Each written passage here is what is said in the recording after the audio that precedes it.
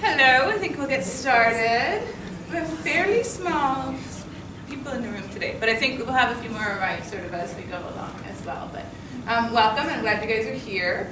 My name is Jody Higgs, and I am the Caregiver Support Counselor for Pacific Community Resources Society. I know most of you in the room. In fact, I think there's only maybe one unfamiliar face this morning. We have Vanessa back with us as well, which is awesome. We haven't seen her for maybe a couple months now, or December even, maybe. Bathrooms are back out by the elevators. We will have a break halfway through if you want to use the bathroom or get a coffee or water. There's a coffee shop downstairs somewhere. Other housekeeping is that we are here 3 weeks from now, so we have a bit of a shorter time frame. Normally we're every month, but with March break, we kind of moved it a week forward. So we're here Wednesday, March 14th, and it's going to be with one of Vanessa's colleagues, Rebecca Mitchell, and I think she's talking about regulation, so regulating yourself and helping to co-regulate with your kids. So that'll be a good one as well. Hi guys. Okay, so I think we will get started. And this morning's topic is something that I talk about with my parents all the time because it's trying to find that balance between being able to, I think, assert yourselves and have that safety boundaries, but also having that attachment and being able to connect with your kids at a really heart level place. And Shed and I talk a lot about how we be big and how we can have that empowerment while still being soft and gentle with our kids. And hopefully that's what you're going to touch on today. So welcome, Dr. Vanessa Lapointe. Thank you. So probably one of the most challenging things that we have to do as adults with the children we are growing up is to find ourselves in a space where we are really in charge. And being really in charge does not mean that you have the loudest voice. Being really in charge does not mean that you're the biggest, strongest person. Being really in charge is something that comes from somewhere inside of you when energetically you actually have the belief system running inside of you that you are in charge, right? Now the challenge is, as human beings, we regularly, through the course of an average day, get pushed down by our own minds into a space that would have us be not terribly in charge with our children. And different things will happen that cause us to retreat to these places that are decidedly less than in charge. And so it might be that I don't know you from a hole in the ground and you just wandered in and you were a little late. Do you love that I'm pointing that out? Thank you. Right.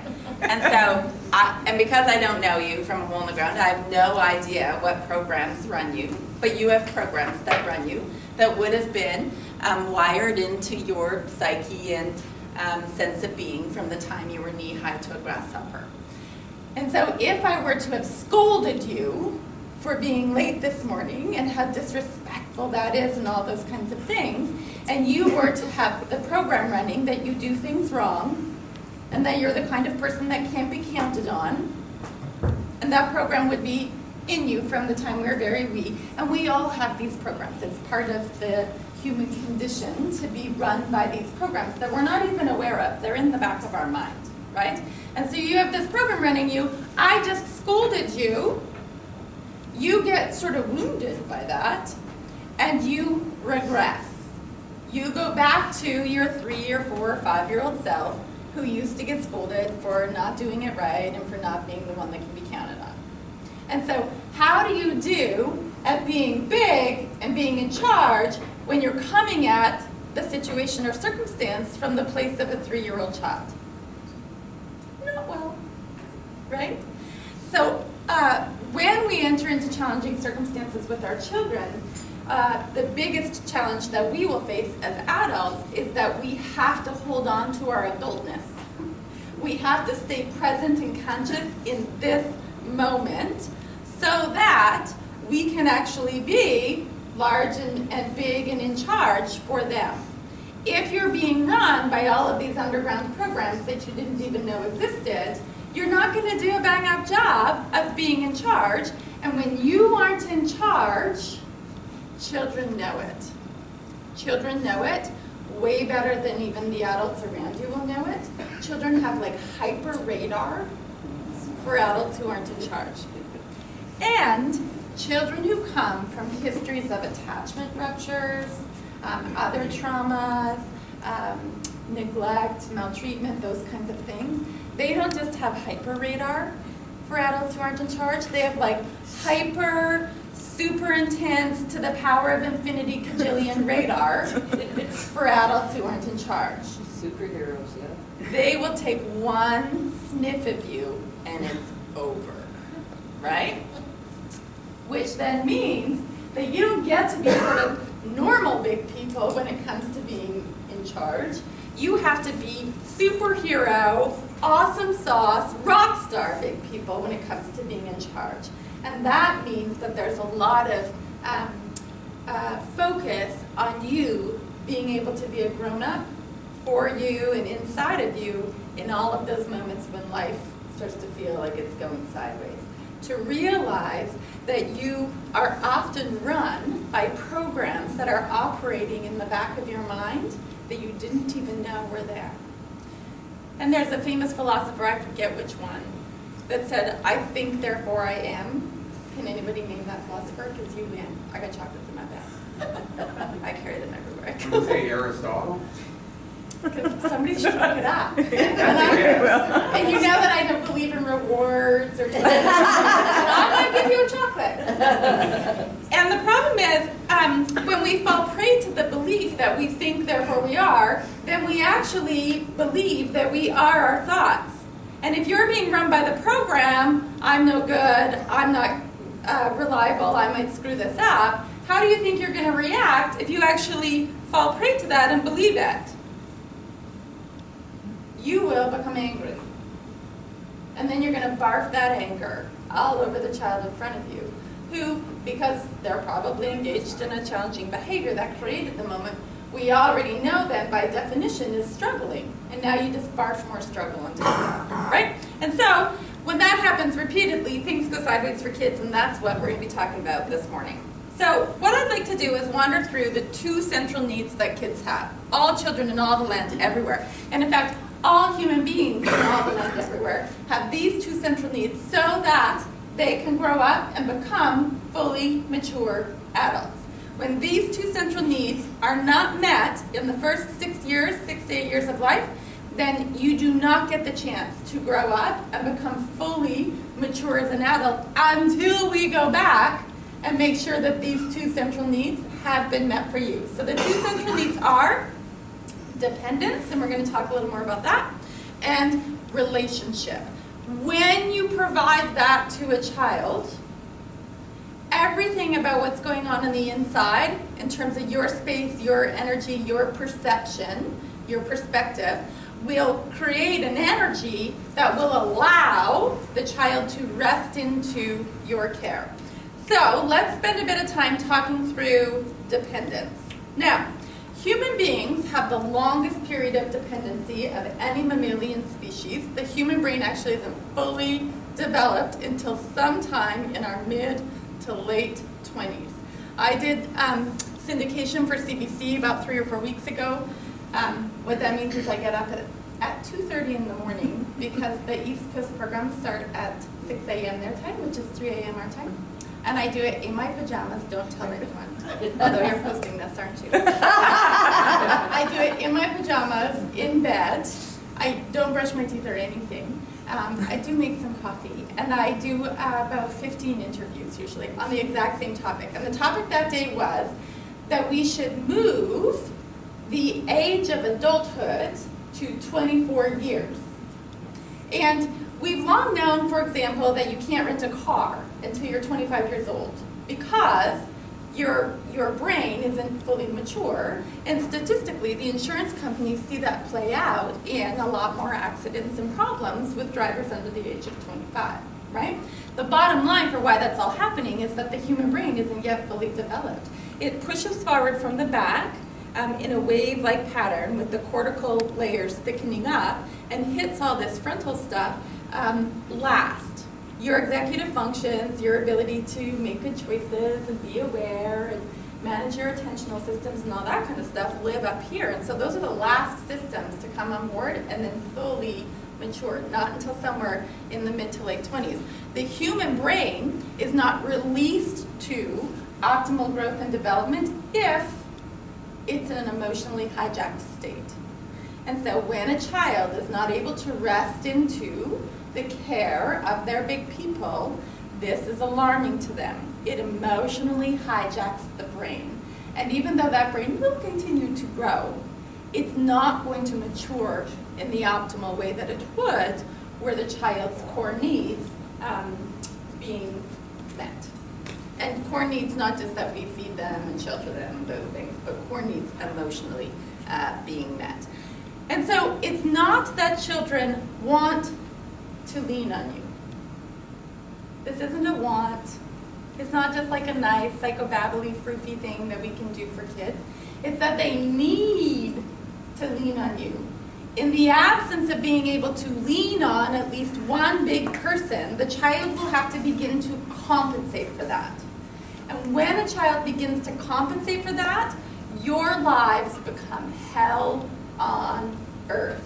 It's impossible to grow a child up when they're not at rest in your care, because they will, in their minds, without even knowing it, they will have stepped into the lead of you.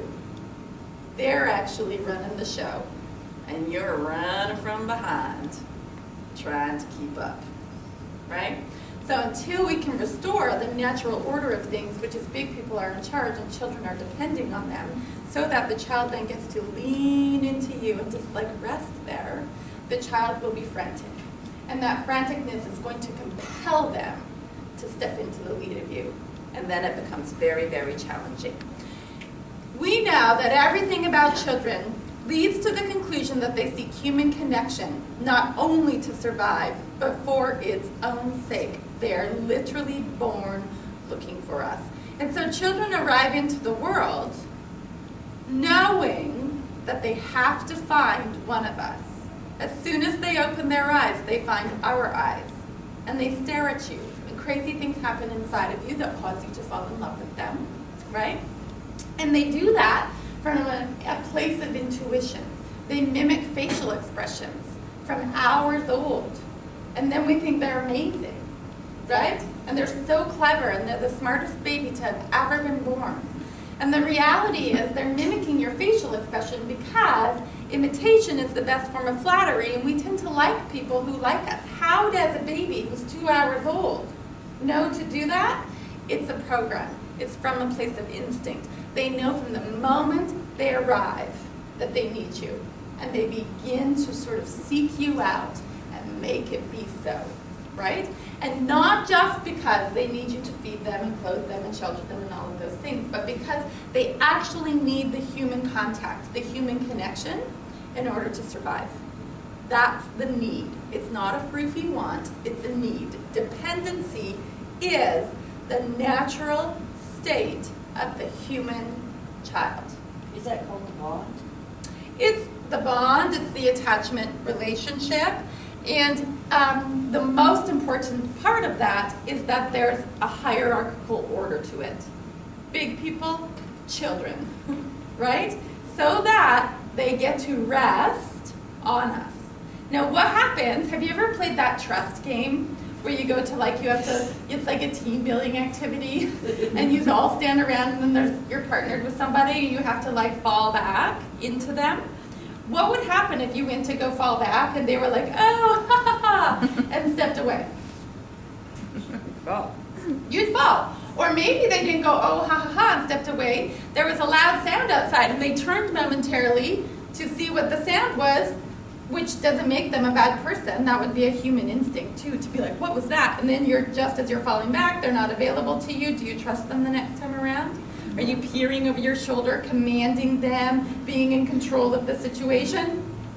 Yeah, you are, right? And so when kids go to lean in on us and we're not there for them, and then they fall, they're not going to be fools that continue to do that. Now, how many in the room are here as foster parents this morning? Because some of you are professional folks aligned with. right? So by definition, children in your care went to lean in on someone who wasn't there.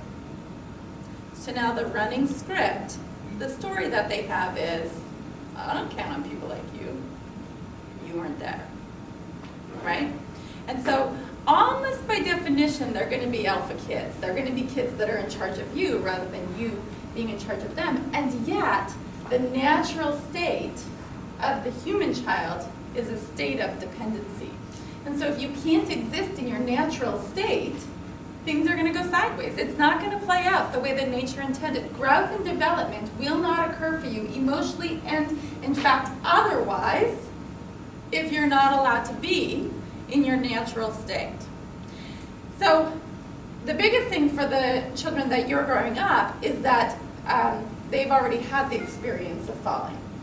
The second thing is that they've had that experience and they're growing up in the context of a society that champions independence or dependence in children?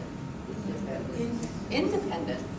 We have this like gross love affair as a society with independence in our kids. When what's the natural state of the human child? Dependence. Why do you think we've become so obsessed with independence? Too much going on. We have too much going on. We're overwhelmed and we're stressed out and we're running 57 million directions and we can't do for the child what they can and should do for themselves, right? And so then to make ourselves feel better about it, we decide to attribute a glossy facade to the concept of independence in childhood, and we start getting them going, right? What's feature of the night? What age group are you talking about, the independence? Oh, that's a good question. What age group do you think? I mean, you need to teach, even toddlers, a little bit of, discipline and teaching them a little bit. This is so good. So I don't know if you could hear. You need to teach toddlers a little bit of independence and discipline. And you are so brilliant for saying that because that's the voice that we all grow up with. And I'm going to disagree with you vehemently. You don't need to teach independence and discipline. They learn it. Children need to experience it as part of how we intuitively understand their needs and care for them. And so when a little child is coming to us, and okay, I'll give you this example. So let's say you have a toddler, an 18-month-old, who knows how to walk. And they've taught a lot to you, and they put their hands up, and they say, up, uppy. Now you have one of two options. If you're going to teach them independence, how do you respond?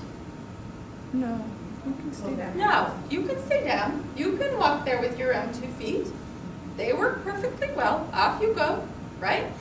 If you're going to have them experience independence, your response is going to be, yay! Come here, I so love carrying you. I remember when you were really little and I got to do that, blah, blah, blah, blah, blah.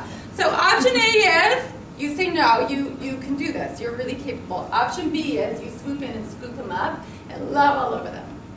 Okay? Think of those two children. Which of these two children, from somewhere deep inside their soul, is going to desire to walk there with their own 2 feet first? Second. So the second child is the one that's going to desire to walk there with their own 2 feet first, right? What's the first child going to be doing? More than likely. Crying. Well, they might be crying, but they also might be walking there with their own 2 feet. And we might go, oh, goody, we taught them some independence. Where is it coming from? Where's the I'm walking with my own 2 feet coming from for that child? It's not coming from here. It's coming from outside. They're walking with their own 2 feet because they don't want to disappoint us, they don't want to get in trouble, they don't want to be reprimanded, they don't want to be spoken to sternly, right? They're walking there with their own 2 feet for reasons related to the outside force, rather than walking with their own 2 feet from somewhere deep inside. So So what's going to happen for this second child, the one that we swooped and scooped, that child's going to wander up one day, put their hands up and say, uppy, rewind. That child's going to wander up one day and you're going to think that they're about to put their hands up and say uppy, and you misread the situation. And you go in to pick them up, and what are they going to do? They're going to do what 2-year-olds do. Me do self! Right? So, yes. And when they do that, where has that come from? That's inside them. We call that the terrible twos. But really it's the terrific twos, because it means that they're developing this thing we call emergence from somewhere deep inside their soul. They desire to do that thing. You bring me your 16-year-old kid and you say to me, oh, he's not motivated to do his schoolwork, I can't get him out of bed, blah, blah, blah. If we squash down all of this stuff earlier in life, they don't get to develop their emergent self, and so they aren't going to be independent with getting their schoolwork done and other kinds of things. Out of deep dependency emerges true independence, right? And so children don't need to be, that was a long answer, wasn't it? Children don't need to be taught independence, they need to experience it through deep dependence. And it's a super counterthetical kind of thing that has us kind of running into ourselves all the time in terms of, are we over-providing or under-providing, and when do we say, no, like you have to do that, versus coming alongside and scooping them up. And there will also be times when the child's asking to be picked up, and now I'm using this as a metaphor, this could be a 2-year-old or a 12-year-old, and you know inside your mind that they really do have this, that this isn't really a need, this isn't really coming from a place of neediness, that it might be just habit. And so then you say to them, oh, come on, love, you got this, right? And so it's being wise and intuitive about knowing when to go in for the swoop and scoop and knowing when to give them a little bit of a nudgy nudge, right? Somebody had a hand up. Yes? I just wonder how we fix that. So for the kids who are 8, 10, 12 years old and haven't experienced that dependency, how do we encourage that? Yeah. How do we develop that? Great question. So I was speaking with a foster parent yesterday in an online session, and we were talking about a 9-year-old who's really struggling, and she described to me that the child can't even sit to eat food. He's just everywhere. Like he's up and he's down and he's all over the place and falling out of his chair, and when they try to get him to sit, he's unable to sit, and then it leads to all these power struggles at the dinner table, and he's losing weight, so now everybody's become fearful about the, you get the picture of that whole story. And early experiences of loss and trauma and all of those kinds of things. And so how do we give that experience to the 18-month-old that I just talked about is we met them where they were. We put the bar where they could jump. And so when you have a child who is existing in the physical state of a 9-year-old body, but whose brain has been hijacked as a 9-month-old or a 19-month-old, you go back to that. You meet them there. And so I said to this foster mom, what would it be like?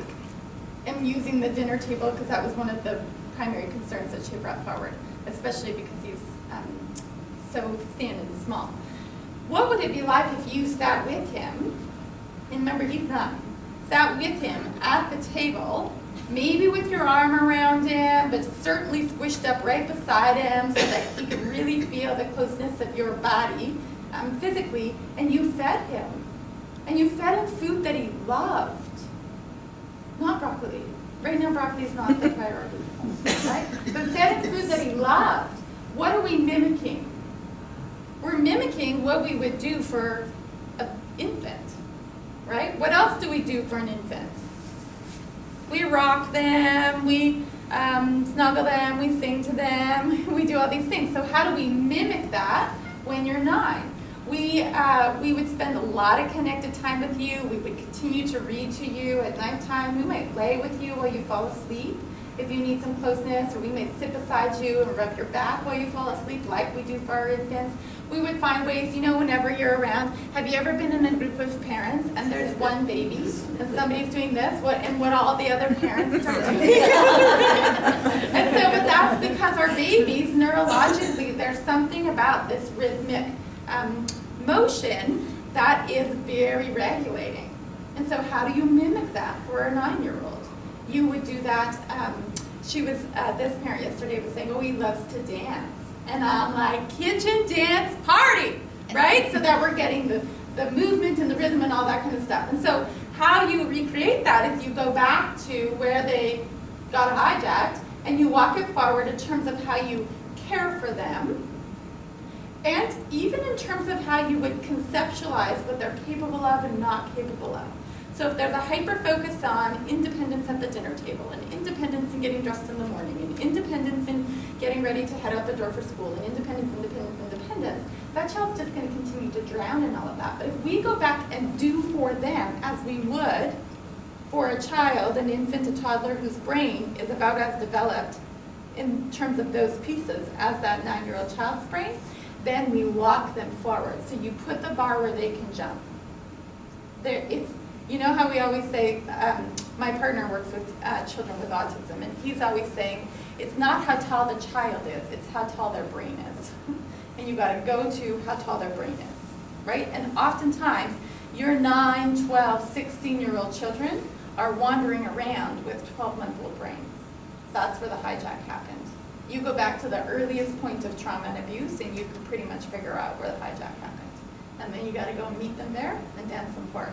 Now, one of the basic principles of neuroplasticity, and we're going to talk about that momentarily, is that the later you get after it, the longer and steeper the climb.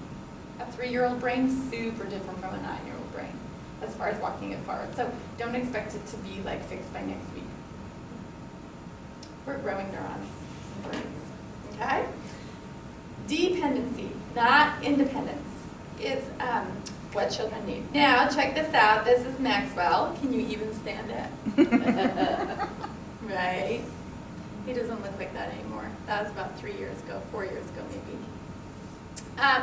And so when you have a big person who's providing nurturing power. Now, keyword, nurturing.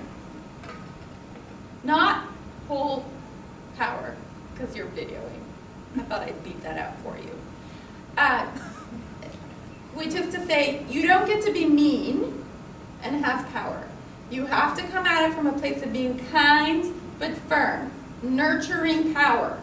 When you provide nurturing power, then the child gets to lean into you through the state of dependency.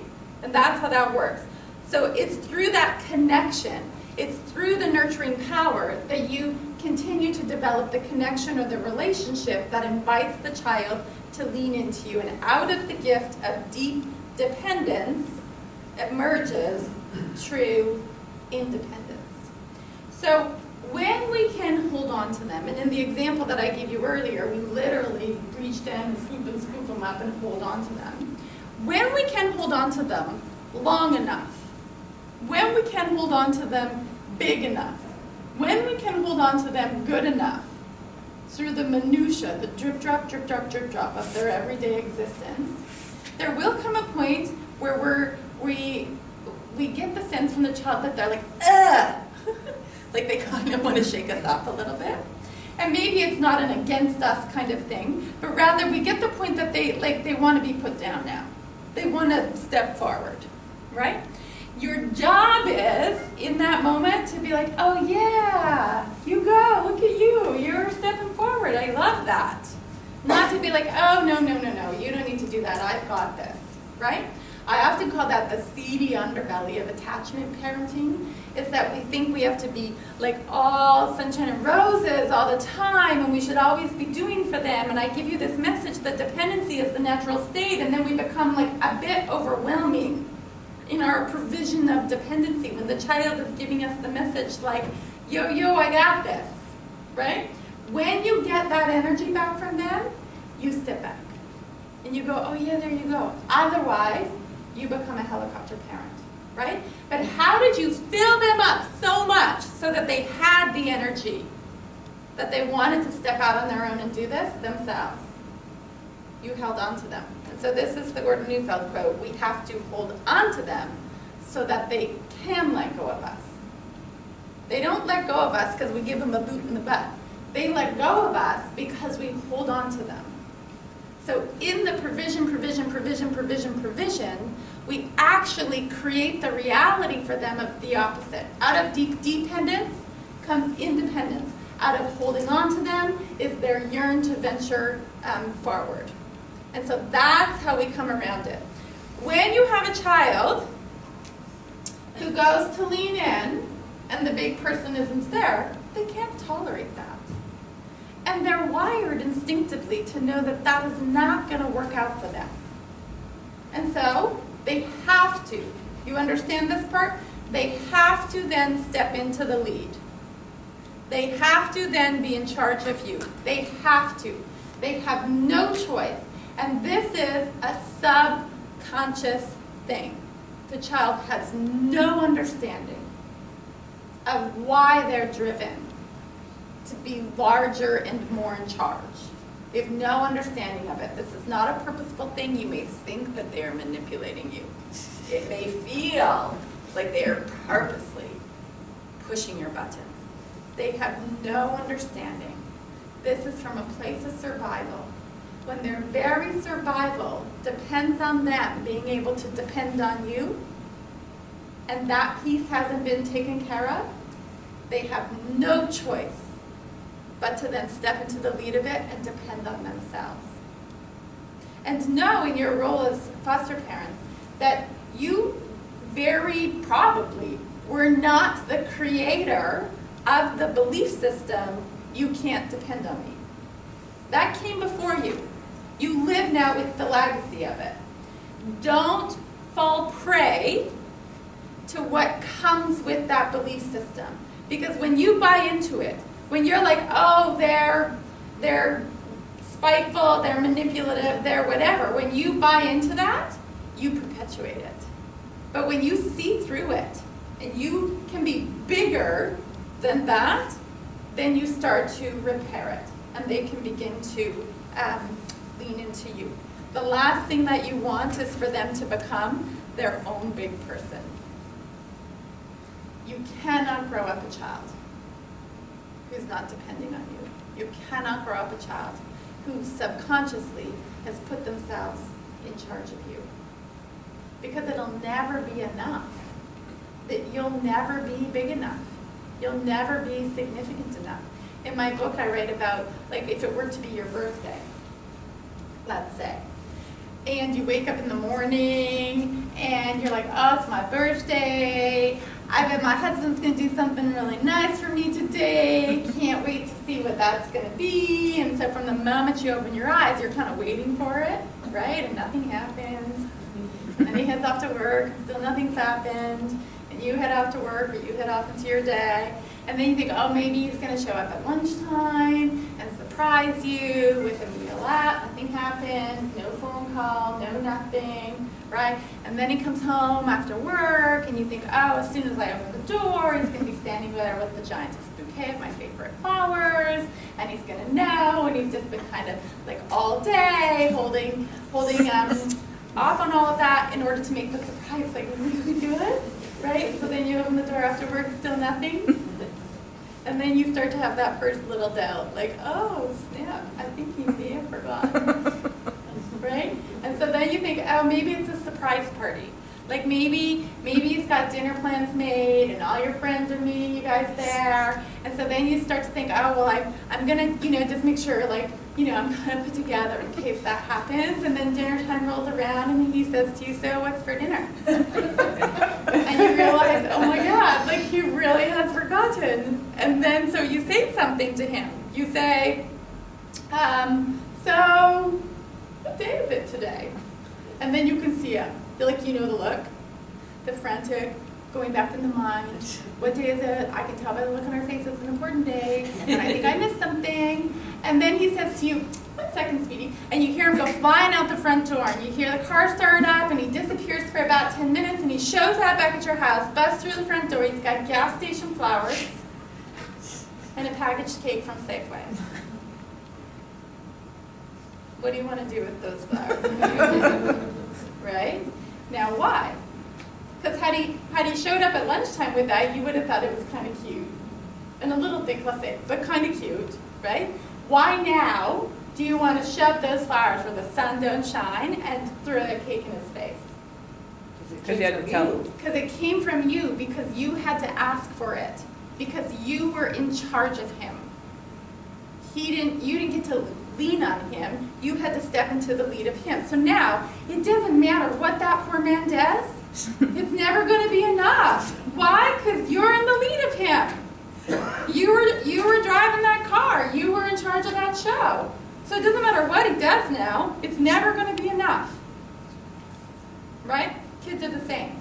If they have to, at any point, they develop the belief system that they have to be in the lead in order for this to work out for them, it's never going to be enough. And how many of you have the experience, and remember, you're living with the legacy of this. It's not that you created it, it's that you're living with it. So how many of you have the experience of feeling like, oh my God, like no matter how much I give them, no matter how available, no matter how present, no matter how nurturing, it's never enough. I can't do enough for this kid to get them set. That's what's happening. They're in the lead. You're like the husband with the flowers in the cake. And it's okay. It's a belief system. It's not your reality that drives that. It's their belief system that drives that. And you have probably a lot of repetitions of being the person that shows them, no, really, I got this. Before they're going to be able to be like, okay, cool, I see. You get it. Okay? Dependence. When we can come at it, that way we grow up a child in the way that nature intended. Okay. Second primary need is the need for relationship. So those two things are going to be really connected, right? A child being able to lean on you and come into that headspace of dependence, which is what we've just talked about, is actually going to grow out of them feeling like they've been cocooned in this really lovely relationship with you. Now let's talk about what is relationship.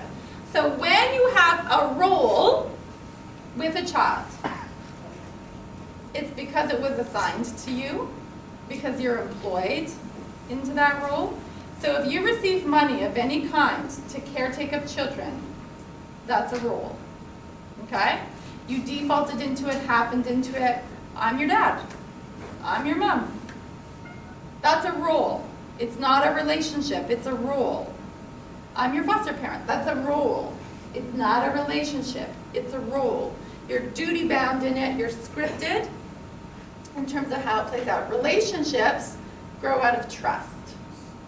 Relationships are about the back and forth of the dance that happens between two human beings in the space where their souls say hello to one another.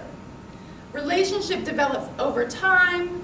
Relationship grows out of not a sunshine and roses kind of existence, but the ups and the downs of it, right? The light and the dark of it, the muck and the good of it. That's where relationship comes out of. Relationships grow when it gets hard. Relationships don't grow when it's all easy peasy. There's a famous marriage therapist who says marriages begin when relationships become challenging. And you may have been married for 5 years at that point. The marriages begin when relationships become challenging. Caregiver, parent, big person, child relationships begin when the challenges start. Lucky you, right? To be swimming around and challenged. That means you've got all this opportunity to grow a relationship. Relationships are chosen. I choose you. Not because I have to, not because I'm paid, not because I'm duty bound. I choose you because I love you. I pick you. I want you. And relationships are responsive. It's serve and return. The child serves you something. You return.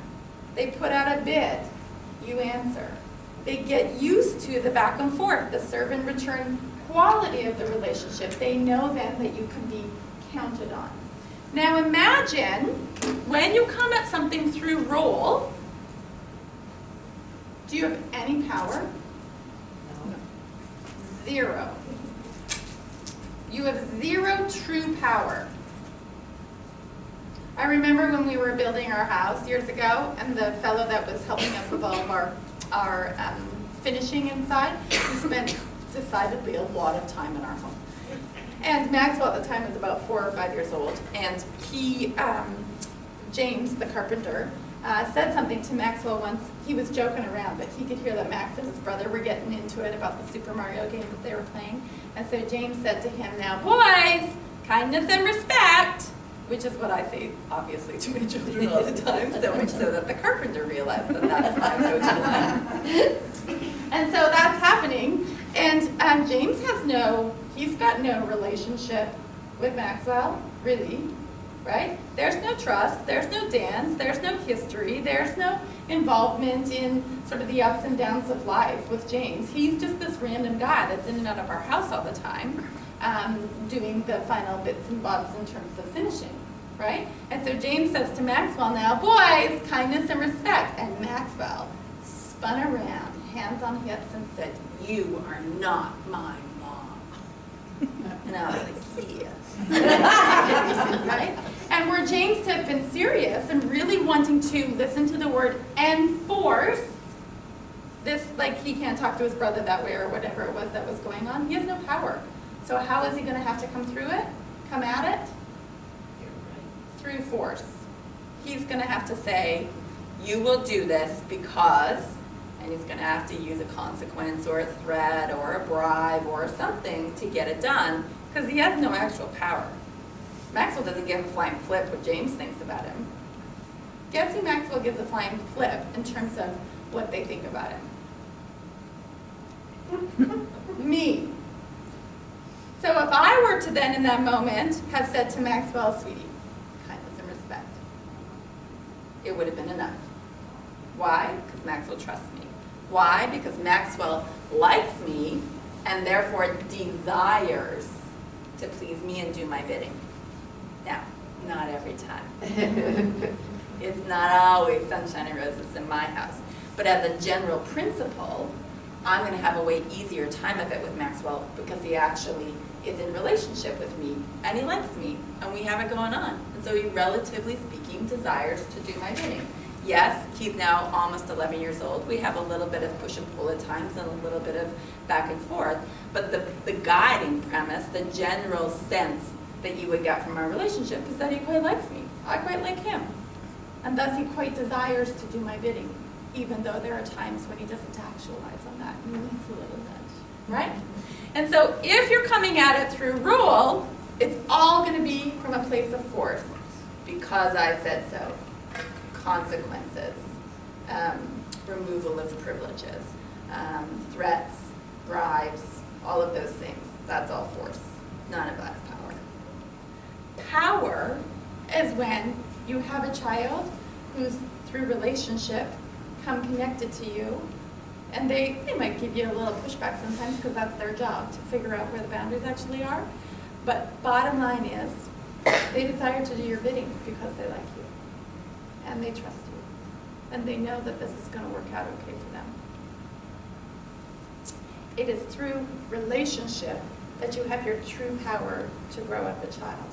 When you come at it through force and rule, you have no power to grow up a child. And so we have to stay focused on that relationship piece in order to know that we've done right by our kids. Now, I think we're at a spot where we can take a little bit of a break, so it's 10:22.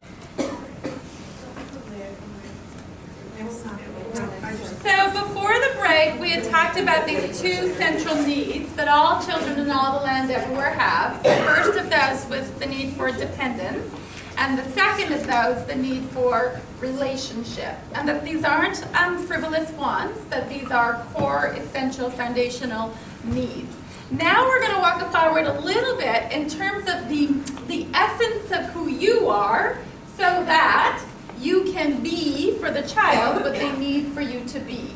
And so we're going to talk through what it is to be it, or being it, for the child. Lots of you will know, because you've been to more than one of these workshops, that I've developed this 3-part mantra to really guide you in what that's going to look and feel like. And the three parts to it are, you're going to see it. How long does that part take? Half a second. And yet, most of the parenting literature stops there. You see it, you don't like it, you squash it. Right? Seeing it is the first teeny tiny step in a much bigger process that must play out in order for us to come alongside and meet the need of the child. Once you see it, you then need to go behind it. So the child has just, I don't know, said something rude and awful to you. See it, notice it. It'll take you half a second. The child's just thrown something, the child's just ignored a request of yours, whatever they've done, see it. Now go behind that. Don't get stuck at what you can see on the outside. Go into the child behind it and feel for them what must be happening on the inside that they just came forward with that kind of a behavior.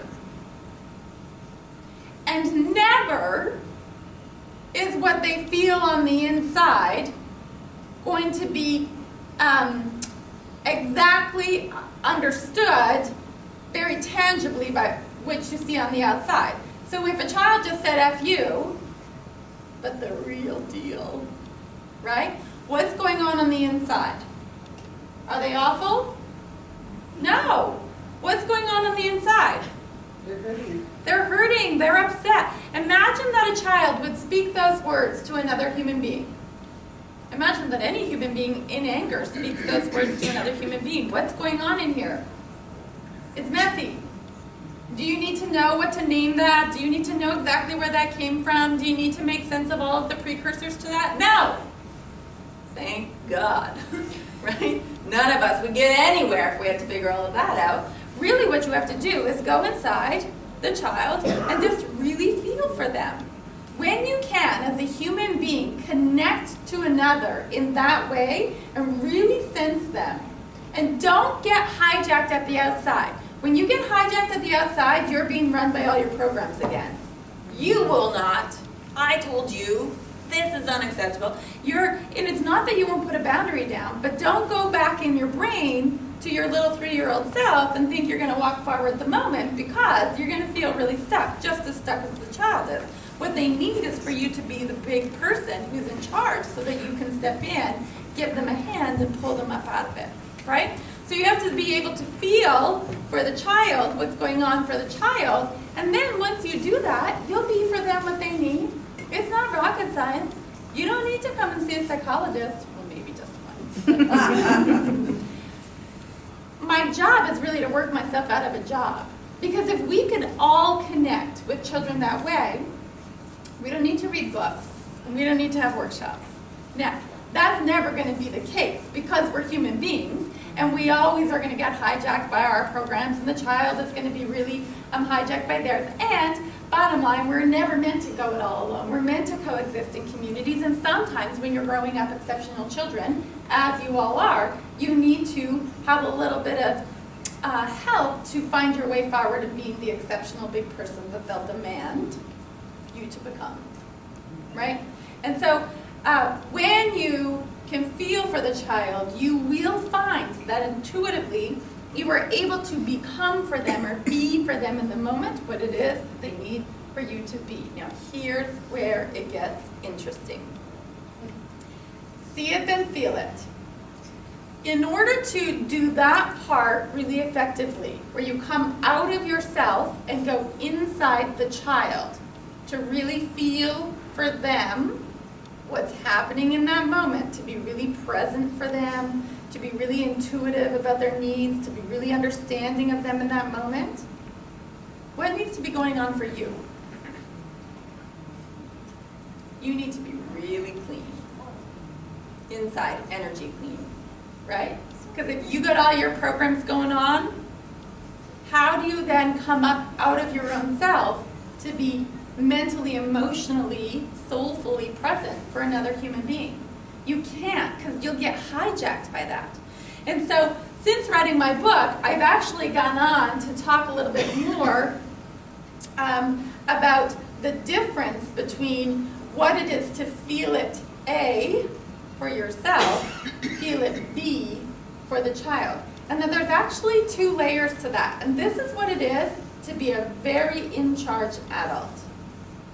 You deal with your own stuff first. You grow your own self up first. You recognize that any emotion you have is wholly attributed to you, yourself. That child cannot make you feel anything. You have free will.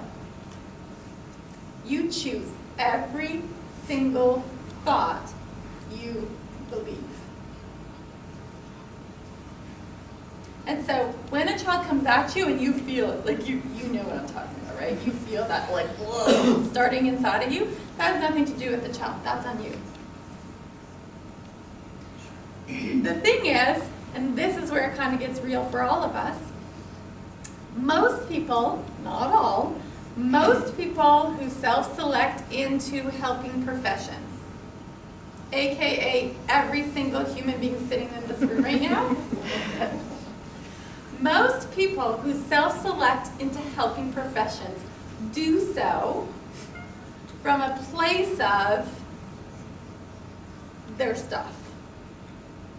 We desire to become helpers because we have a very significant sense of how important that is.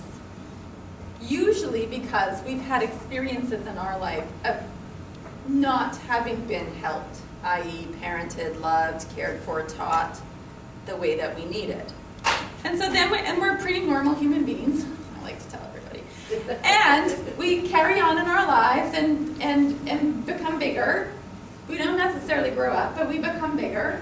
And because we've come from these experiences maybe of not, and it doesn't need to be that you were abused as a child or had significant stuff, although for some of you that may be the case. It could be little things, right? But you carry those things with you and then you grow up. And because you had those little sort of, lack programs, things that didn't work out so well for you when you were little, you really get it for the kids who are growing up. Like you can be, we call it affectively synchronized. Like emotionally, you get them. You get why they hurt. You get their hurt. The challenge is their hurt and the bleh that it's often expressed with triggers you into your hurt. And so now we have 2 children, both in their wombs, barfing on each other. One of those children is in the form of a 42 or 59-year-old or 67-year-old body, right? The other of those is in the form of a 2-year-old or a 7-year-old or a 14-year-old or a 17-year-old, right? And so the problem is you are not going to be available to feel it for the child when you are hijacked in your own experience of feeling it for yourself. You have to go in and you have to address that that is what is happening. And you have to get that part of you cleaned up so that you can then respond to your child. I'm going to give you an example of what this looks like. So one day Maxwell, like I always think when I tell a Maxwell story, he's going to figure it out eventually. Maxwell is what I call my friendly soul from this wonderful story called The Little Soul in the Sun, where Maxwell, on an almost daily basis, keeps me humble and walking and talking my talk. And he's spectacular. He's one of the smartest human beings you'll ever meet. He's brilliantly funny. Most of the time doesn't intend to be. He's got this natural comedic quality about him. He's incredibly talented. He's one of those kids where he's the regular school system is never going to be kind to him. And yet he will go on in life to be, he's going to like check in with me when he's like 37 and I'll have stories. Okay? And I am no longer married to Maxwell's father. And so we have a 2-household family. And I have a new partner in my life. who we're wandering through figuring Maxwell out now together. It just so happens that my partner is also in the helping field. That tells you a little something about him. And he's brilliantly in the cheap seats when it comes to Maxwell. And what I mean by that is, Maxwell's not his child, and so he doesn't have the same, like, in response to Maxwell that I would have, right? And so when David's around Maxwell, David's like, oh, check it out. This is a kid who's trying to be alpha, or this is a kid who ABCX, but he can just watch it all go down. And it's not that he's amused about it, although sometimes I think he probably is, but that he's really intrigued by it. And from the cheap seats, where he's super clean energetically, because he's not being triggered by Maxwell, he's not going into like the reaction that I would have, because Maxwell's my boy, right? He can just step in and be who he needs to be in that moment with Maxwell. And so he does, and he and Maxwell have a lovely relationship. David's a super fun guy, and he knows what it is to be developing that in the context of our big family system, and so we're finding our way through all of that.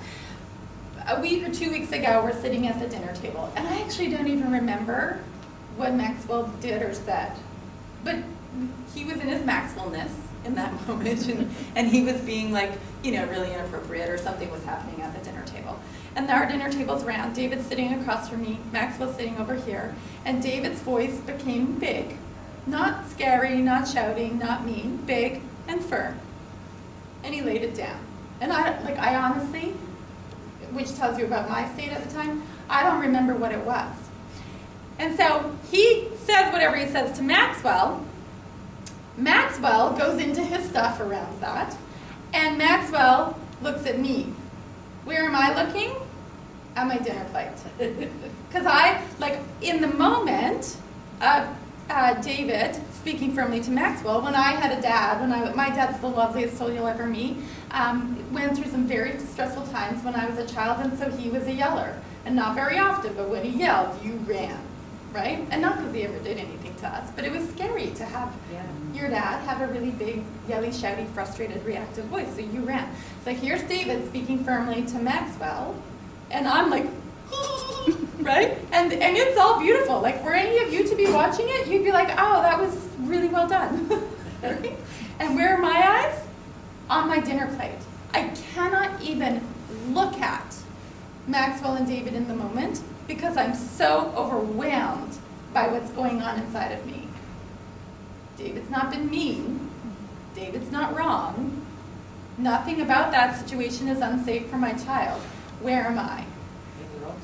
I'm in my 3-year-old brain.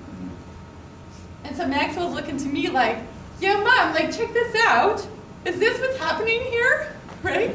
And ideally, what would happen is I would return Maxwell's eyes and I'd say, get after it.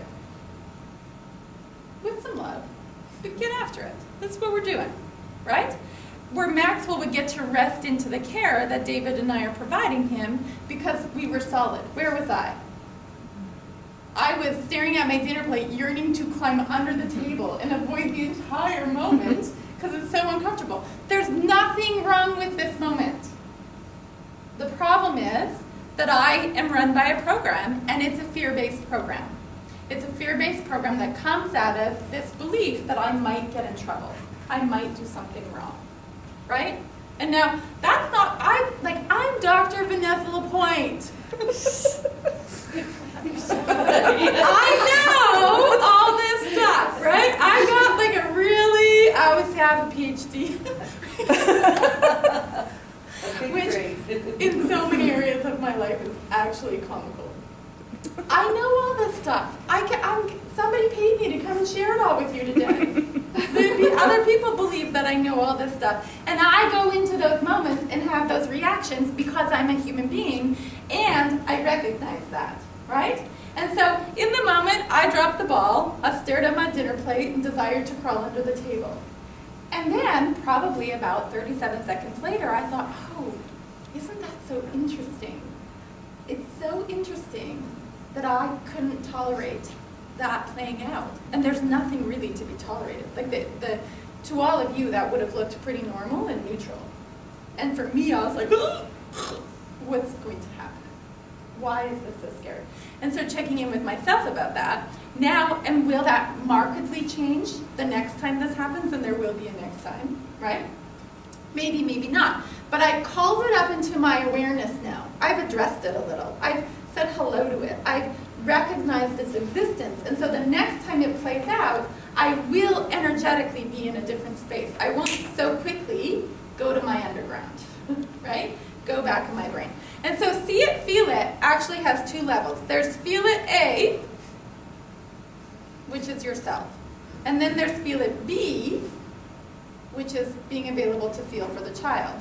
And so you have to go inside yourself so that you can go inside the child. Now, when you go inside of you and you ask yourself the question, what's happening inside you as you enter this moment with that child? If you land on fear, if you land on frustration, panic, shame, disappointment, impatience, anger, if you land on any of those things, you are not in your grown-up brain. You are not big. You will not be in charge. And remember, we just spent a whole hour and some talking about why kids need big people to be in charge. They cannot grow if you are not in charge. And so if you're in the moment, and check in with yourself, down here, not up here, right? Down here. Do you have fear? Do you have frustration? Do you have panic? Do you have disappointment, shame, impatience, anger, any of that bubbling up? Because if you do, you are not an adult energetically in your brain. You have become regressed because your fear, your stress response system essentially, which is what this picture depicts, has engaged. When your stress response system engages, that's down in the downstairs part of the brain, and so if this is the human brain, your stress response system is living right down here. When that part engages, it becomes all weeble-wobbly, and you flip your lid. So the outer parts, the upper parts of the brain cease to exist. You go all the way down into your limbic system. What lives in the cortical layers? The executive decision. Executive decision, rational thought, problem-solving capacity. You just flip that off, not literally, figuratively. It ceases to exist when the downstairs brain becomes very active. That's why we call it flipping your lid. So where are you now? You're regressed. You are down in your downstairs brain. You are your 3-year-old self worried your dad's going to yell. How do you then be for the child when you have become a child? If you can go inside. And for me at the dinner table, it would have taken just a moment where I was like, oh, check it, you're looking at your plate, and address that. We're okay, Vanessa. I'm speaking to myself. We're okay, and I'm not crazy. We're okay. I've got this. Eyes up. And then I would have met Maxwell's eyes and told him to get off. I think he was being asked to first plate. I actually don't know. Because I was so regressed, I had left the moment, right?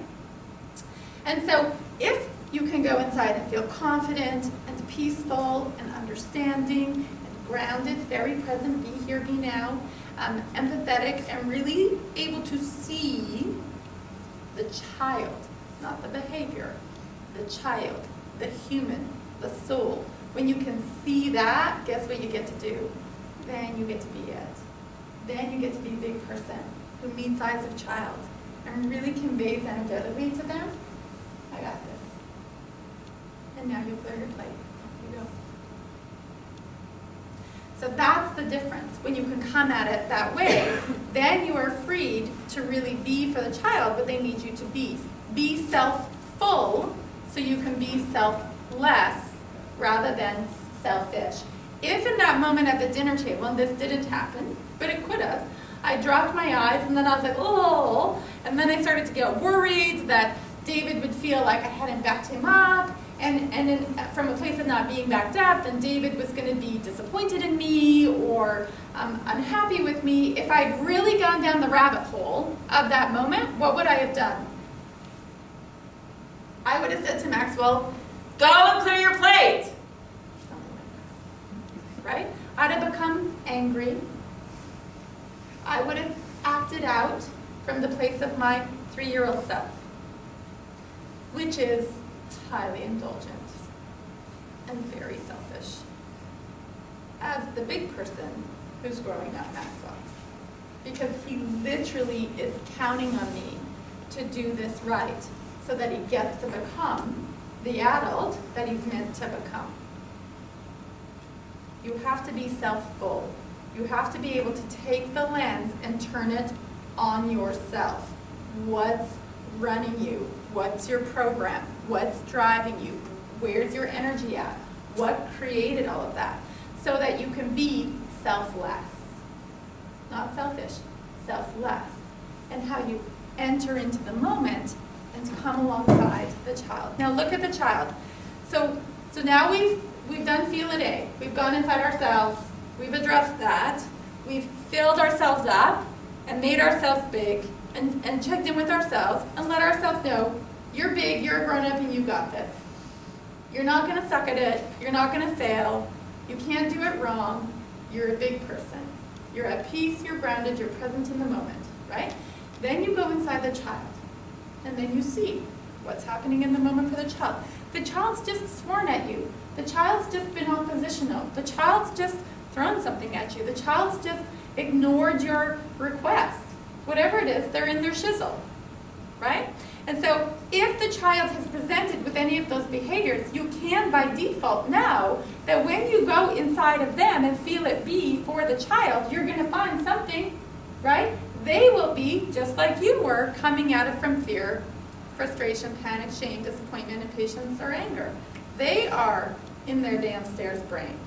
They are regressed. What do they mean? Go back to the beginning when I shared with you that the human brain needs to be grown up in the context of nurturing care in order to be able to fully mature, right? So what the child needs then is a big person who is confident, peaceful, understanding, grounded, empathetic, and can see them. The child is leaning in, you guys. They're in their regressed mind. They're in their downstairs brain. They're hijacked. That's the lean in. They're depending on you. Hopefully, from a position of dependence, because we welcome them to that, to be the nurturing big person for them. Out of their regressed mind. See, you had to do this for yourself. That's feel it A. You become your own big person and do that for yourself. When the child enters that state, they don't do it for themselves. Why? Because they're children. Until somewhere in their mid to late 20s. We do for them. The human brain is the human species is the only species to be 100% fully regulated from the outside. We do it for them. Nurturing power, dependent state.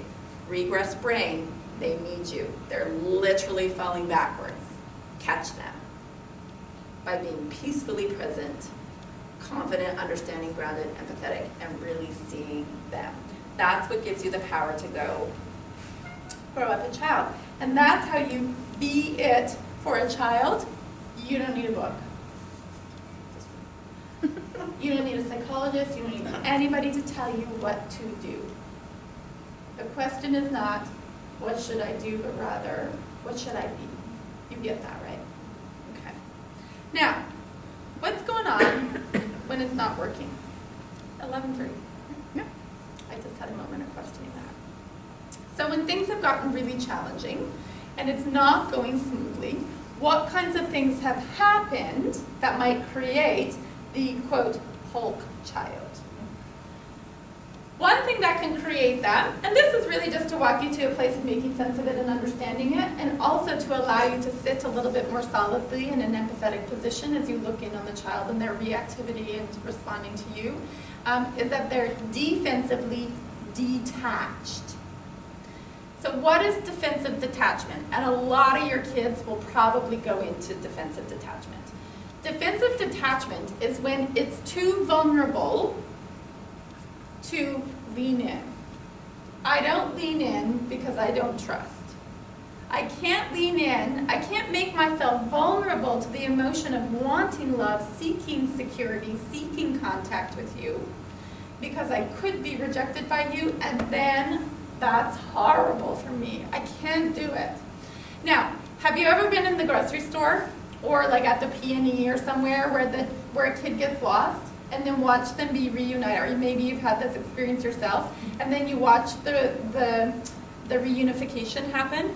And so the child is lost, and then you see the child be returned to the mom or the dad or whoever it is, and the big person is so relieved. They probably are crying, right? And so they throw their hands around their child, and they're loving them, and I'm so glad, and I was so worried. And then about 3 seconds later, you're going to see their hands go on either side of their shoulders, and they're going to say to them, "Don't you ever do that to me again." That's defensive detachment. And then they'll be like, "Oh my God, like I'm a horrible person. I should be so thankful, so relieved that my child was just found and returned to me, and I just shouted at them." Where did that come from? It's an instinct. You can't even help it. You go into defensive detachment because it felt so awful to be vulnerable to the emotion of wanting the contact and closeness and not being able to have it, right? And so kids will do the same thing. When they worry that if they seek it, it's not going to be provided, and then it feels so awful, they have to defensively, to preserve self, detach from you. And you'll see it in them when they're rejecting you rather than seeking you in moments where typically children would seek out their caregivers. And so if they're hurt and they run away from you, they reject you rather than seek you, the defensively detached child cannot lean in. So where are they going to be positioned in the hierarchy? The child's up here, right? Now, another thing that can happen is that we numb out, where if it's too much and there's too much going on, you have to numb out and tune out. Again, it's a defensive thing in order to preserve self. And so if you think about war veterans who come back from the war zone and they say to you they can't really remember anything that happened. Well, they probably can't. The memory for what happened, though, will be coded in their neurons. It's just that they can't give voice to it because their brain was like, "Oh God, this is all so awful." Close the doors. I'm not going to feel it. I'm not going to experience it. I'm not going to be there for it. I once worked with a 24-month-old little boy who was so numbed out that his collarbone had been broken for 6 days, and nobody knew because he didn't feel pain. He was in fact about to be diagnosed with a rare neurological disorder that he didn't feel pain. He had no such disorder. He just had never been safe enough. So we numb out in order to save ourselves, in order to preserve ourselves. And if you have children who've experienced far too much in their lives, they'll be numb. That'll be especially so for a child who has a highly sensitive temperament. Guess who gets wired into having a highly sensitive temperament? Children who have to be quite vigilant to make sure that they stay safe. Guess what kind of children have to often be quite vigilant so that they get to stay safe? All your kids, right? So the likelihood that many of them lived in numbed out states is pretty solid. When you're numb, you may have emotion that seems not to fit the situation because you're not really feeling it. So terrible things are happening, or it might not even be terrible things, but like in a loud environment, or as sort of the chaos around the child increases, you'll see them, they'll become more and more numb. And so they might be like laughing at something that should be actually really horrifying. And then you'll be like, what is that? That could be a really numbed out kid. They also often get diagnosed with ADHD.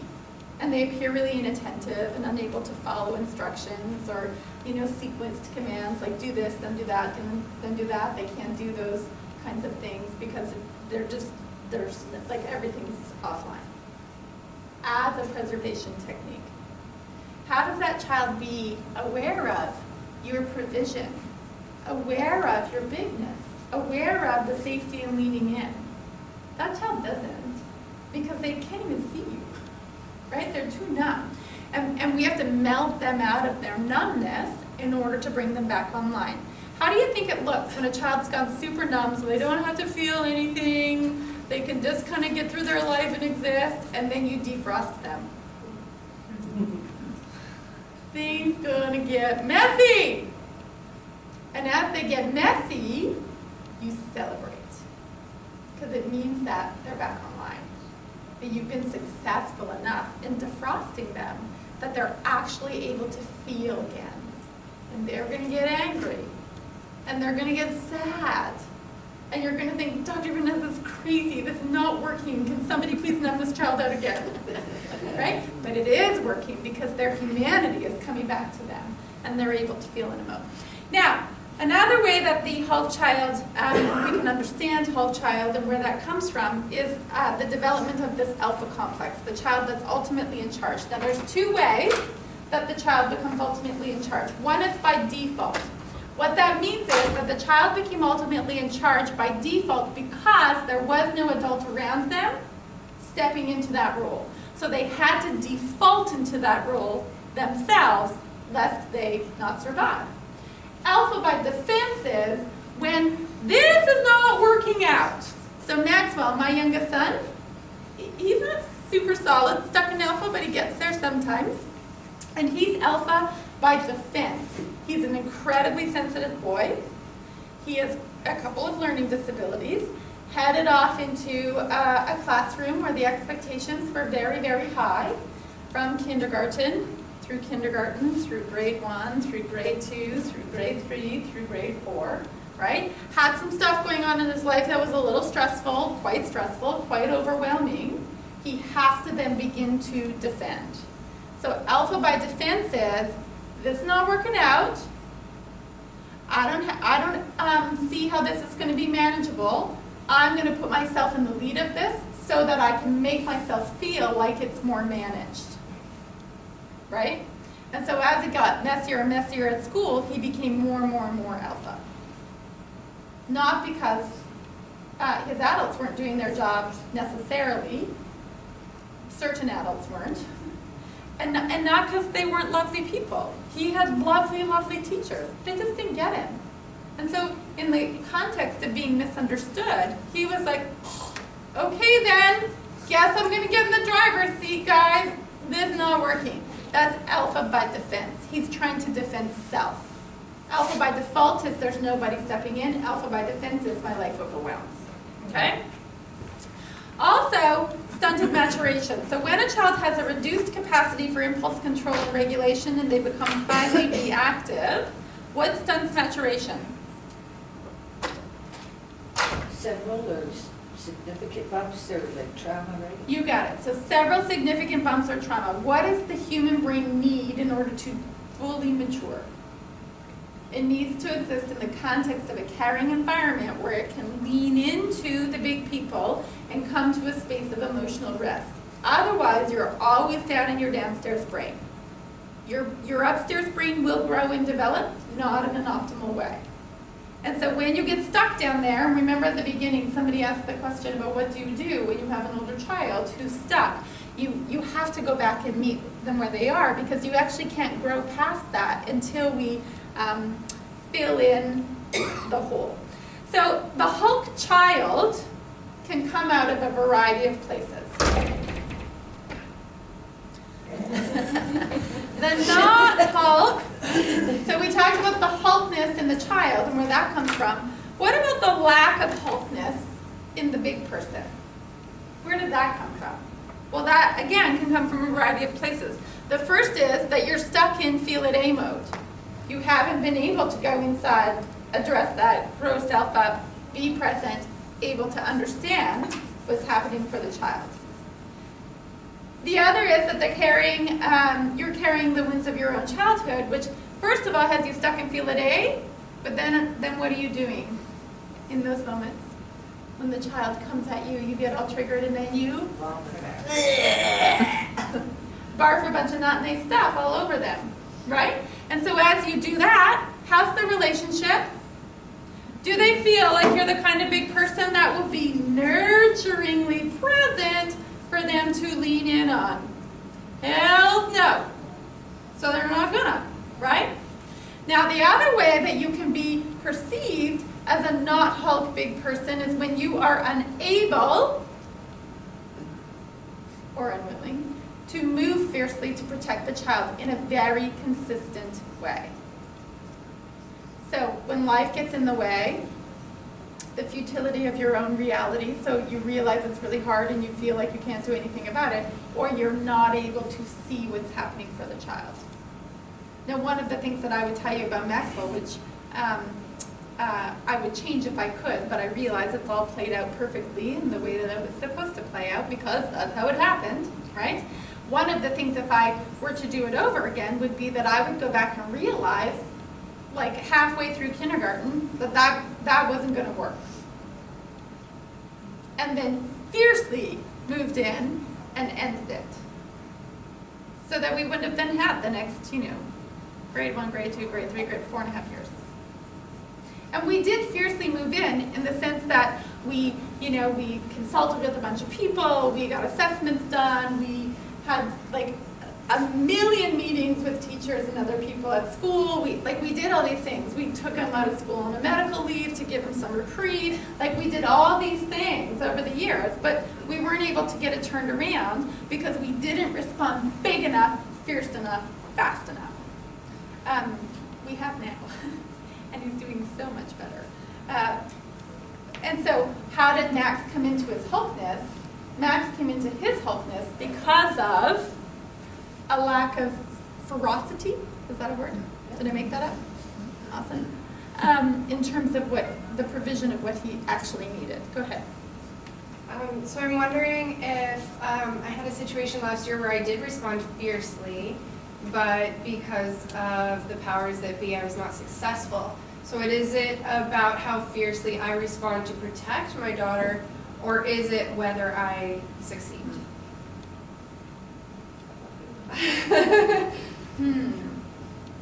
So 3 months later there was success, but during that 3 months there was a lot of hurt and damage for her. Mm-hmm. And so I'm wondering if she feels safe that I was fierce in my response. You just answered your question right there. Yeah. Okay. So the bottom line in that, and not knowing what that circumstance was, the bottom line in that is what was her feeling in that.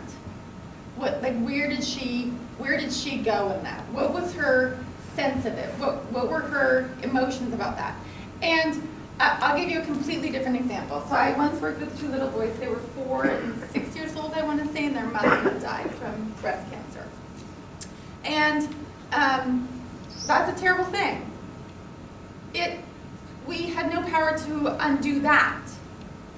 But what needed to happen was that they needed to feel the rest of their big people responding to and meeting their need in their grief so that they could come through it. The feeling needed to be that they maintained a connection with their mother, who, let me remind you, is now dead. And so the intervention, if you will, was to have the children continue to feel contact and closeness with her in the face of the ultimate separation of death. But it's their feeling. It's what they come through that feeling. Now, lots of children,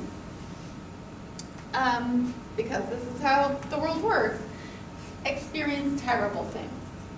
We can't undo those things. They happened. And so, as much as you can mitigate during the happening of whatever the terrible thing is, then you do that. And you do that by trying to create for the child a feeling of safety in the midst of something that may not be feeling at all safe to them. If you've ever watched the film Life is Beautiful, do you know that film? Where the dad and his, family, a mom and a dad and their boy, get captured by the Nazis. And the mom goes to the women's concentration camp, the dad goes to the men's concentration camp, and all the children were just gassed and killed, typically.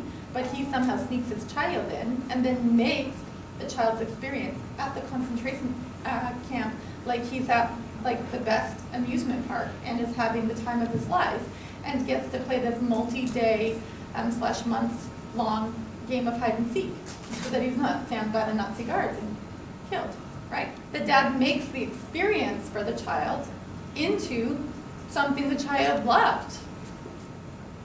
He didn't change the situation. It was how he made his child feel. So when terrible things happen to children, whatever they are, it's about mitigating that as much as you can in the moment, in the experience of it. And then afterwards, think through what it is that your child is feeling. So how can we create create an experience for them that feels more settled so that they get the sense that we've got this. We're going to figure it out. I don't know what it is. We're going to figure it out. I'm your big person. I know what you need as you writhe and melt down on the floor. Right? Look at you. Yeah, I know all about this. Of course you're 9 years old. How old is your child? 14. Of course you're 14 and having a 2-year-old meltdown on the floor. I know exactly where this is from. I've got you. I understand you. We're going to get this all sorted out. Looks like you might need a drink of water. I'm going to go get that for you. Right? It's like that's from, you know, because you cleaned this up. You know. You know she's going to need bigness. You might in your mind be like, oh, so curious. Wonder what I'm going to do next. Right? But if you can energetically be that, she'll feel that. And that's what we need. We need to cultivate, create the feeling. We can't change the circumstances of life. I do a bunch of online consultations to Port Hardy. Have you ever been to Port Hardy? So pretty there. And they had recently a tsunami warning. But a big tsunami warning that had their town all out of bed at 2 o'clock in the morning, going to emergency centers and all of the, and they're foster parents that I work with, so they already have these hypervigilant kids who now are all freaked out. We can't change that there is a tsunami warning. You live in Port Hardy.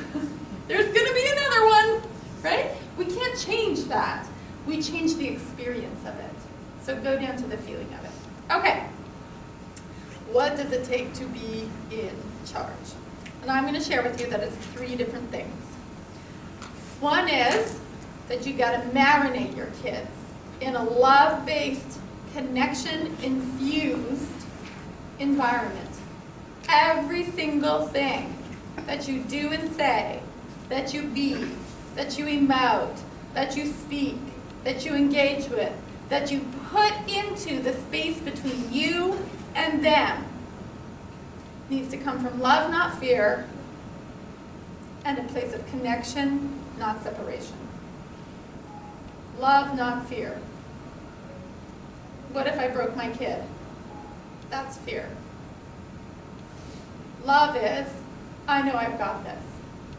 Love is, we're good. We believe that. Peaceful, settled, compassionate, grounded, present, available. That's love. When you come from love, not fear, it literally changes the dynamic between you and the person in front of you. Love, not fear, connection, not separation. Love-based, connection-infused environment. Let me show you. Have I showed you guys these slides about the brains? I've seen them, but it's been a long time. I'm going to walk you through them because I feel like this image is so powerful. So here's the newborn baby. Here's what their brain looks like. This is how densely populated it is with neurons. So each of these are neurons, these long spindly things. And this is the cell body, the neuron cell body. And these are the little arms of the dendrites that extend off that cell body. So walk over to 6 months. Do you see how much activity is happening now? Lots of growth going on. And not only are there more neurons existing, like more cell bodies, but all of these little dendrites are breaking off, not breaking off, but branching out. And branching out, and branching out, and branching out. And as they branch out and touch other branches, it's a neuronal connection that's been formed. To the extent that 700 new neural connections are formed per second in the infant human brain. Shut the front door. That's a lot of neurons. Look at 2 years old. Wow. So when the human brain grows, the neural tract that gets laid down is partially directed by the genetic code and significantly directed by what's happening in the world around you. And so as your neural tract is getting laid down, and the 700 new neural connections in your neural tracts, the bajillion of them that exist in your brain getting laid down every single second when you're under 24 months of age. That's mind-blowing, no pun intended, right? And so imagine that then what you're marinating in is a love-based, connection-infused environment. What's soaking into the brain and directing the formation of neural tract? Love and connection, peace, presence, groundedness, right? All of that, that's what forms the brain. Now, walk that forward. Here's the newborn brain. Here's the brain at 6 years of age. Lots happening. Here's the brain at 14. I know. Emotions too. Well, how many of you have 14-year-olds or like 13 to 18-year-olds at home? Okay, 12 to 18-year-olds at home, right? Do you feel like they're losing brain cells? Yeah. They're not. Well, they are, but not in the way that we're talking about. They are losing brain cells, but in a way that the brain is getting smart. See, by 14, the brain has figured out, through the use it or lose it phenomenon, which neurological connections are important and which ones aren't being used. And so it starts this huge pruning process about age 13 that carries on into your late 20s, where it's getting rid of connections that are not being used. Now, go into the downstairs brain. Downstairs brain gets fired up. Baby cries. What do? Respond and settle them. What happens in the brain? It gets settled and regulated. Your 7-year-old kid gets fired up because you want them to do a chore. They're really mad about it. Get all fired up. You make them do the chore, but you respond with empathy and kindness, and you get them settled back down. Your 14-year-old kid slips you the middle finger because you tried to implement a curfew, or you said they couldn't do something that they really wanted, and you hold the line, but you respond with empathy and kindness, and you get them regulated and settled again. Over and over and over and over. How many of you have like under 4-year-olds at home? So you're reacting, responding to their reacting, right? They get all fired up, and you settle them down like how many times a day? Like hundreds, literally, right? This is creating neural tract. That's what the brain is getting immersed in. Now they're 14. If you've responded enough times with calming and regulating, what does it form in the brain? The capacity for self-regulation, impulse control, making good choices, all that kind of stuff. If they got fired up as little ones, and remember what they regulate entirely from the outside, there wasn't somebody there to respond and settle them, so they got fired up, nobody came when they really needed it. Do they feel safe? No, so they get a little more fired up, and this just carries on over and over and over and over again. At 14, what is that brain holding on to? That pattern. That pattern. So what's that brain going to be good at? Being stressed. What's that child going to get diagnosed with? Oh, everything. Anxiety, depression, oppositional defiance. Then we're going to start saying they have personality disorders and they're borderline and all this other kind of stuff, right? And so because they didn't get this, and then the brain's like, oh, well, you don't need that loop. You don't need that track. You're not even using it. Prunes it out in this massive pruning process that's happening. Okay? Now think about this. So if the child's experience is that nobody comes, or worse, maybe not worse, but somebody comes and doesn't settle you down, but shouts at you and gets you in trouble and reacts to you strongly and in not a safe way, that's what the brain is getting soaked in. That's what it's infused with. That's what it marinates in as this development is happening. So what does it look like at age 14 when the pruning happens? Not good. That's a brain that grew up in a fear-based reality.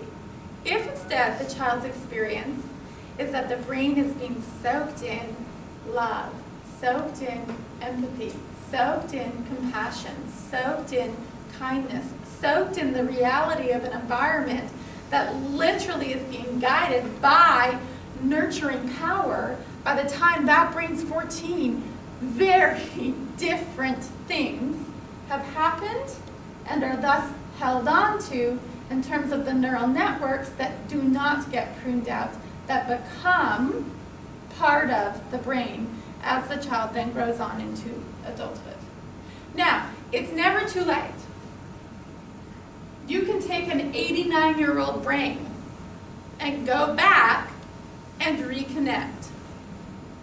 I'm going to just kick the cord.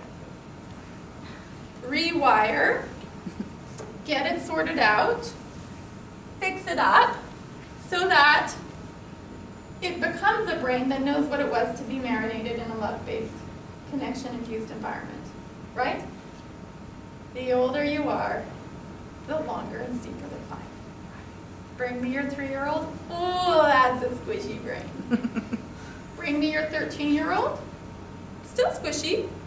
Going to be harder than a 3-year-old. Bring me your 23-year-old. Still squishy. Got a bit of a climb in front of us. Bring me your 83-year-old. We're in it for the long haul. Right? And so the earlier we can get at this, the better, but it is never, ever, ever, ever, ever too late. And the beautiful thing about children who have highly sensitive brains, which is most of your kids, they will respond more quickly because of their high sensitivity.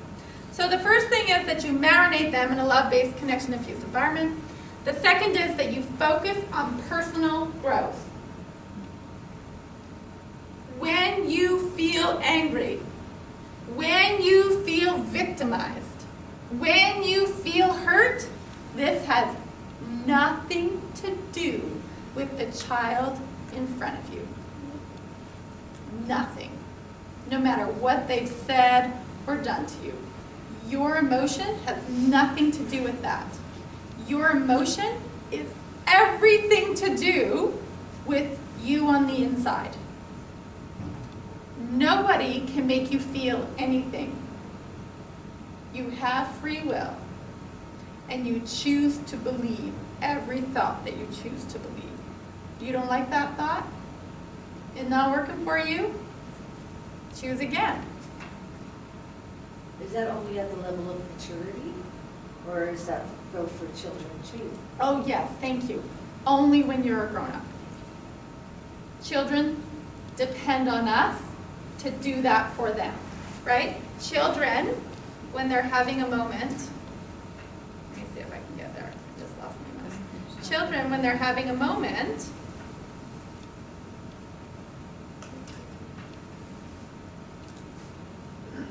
right?